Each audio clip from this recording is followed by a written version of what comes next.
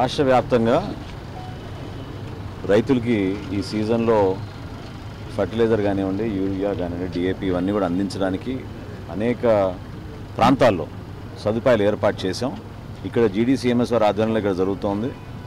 అదేవిధంగా మనకి కొలిపర్లోను, మున్నంగిలోను, ఆమండలంలో, ఇక్కడేమో నందివెలుగులోను, మన మార్కెట్ యార్డ్లో కూడా మనం ఈ అవకాశం కల్పిస్తున్నాం రైతులకి.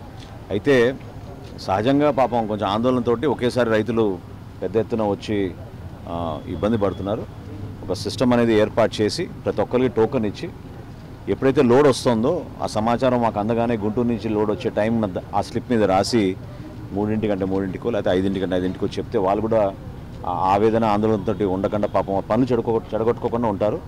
సో చాలా స్పష్టంగా నేను చెప్పాను. మన మార్కెట్ యార్డ్ అధికారులకు కూడా వాళ్ళు కూడా సహకరించి, వ్యవసాయ శాఖ నుంచి కూడా ఒక అధికారి ఇక్కడ ఉండి రైతులకి ఏమాత్రం కూడా ఇబ్బంది కలగకుండా ఒక మంచి వాతావరణంలో వాళ్ళకి ప్రభుత్వం నుంచి అందించే ఈ వెసులుబాటు, ఈ సౌకర్యం వాళ్ళు సంతృప్తికరంగా ఉండాలి, వాళ్ళకి ఇబ్బంది కాకూడదనే ఉద్దేశంతో కొన్ని మార్పులు చేశాం.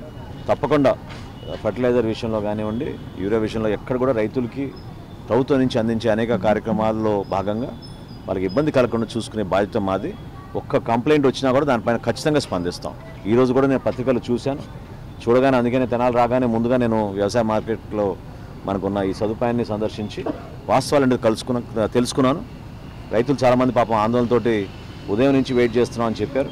ఆ ఇబ్బంది రాకుండా సాయంత్రం 5 లోపు ఈ సమస్య పరిష్కారం అయ్యేటట్టు తప్పకుండా. మరిన్ని వీడియోస్ కోసం ఛానల్ ని సబ్స్క్రైబ్ చేయండి. లేటెస్ట్ అప్డేట్స్ కోసం వాట్సాప్ ఛానల్ ని ఫాలో అవ్వండి. ఆ లింక్ డిస్క్రిప్షన్ లో ఉంది.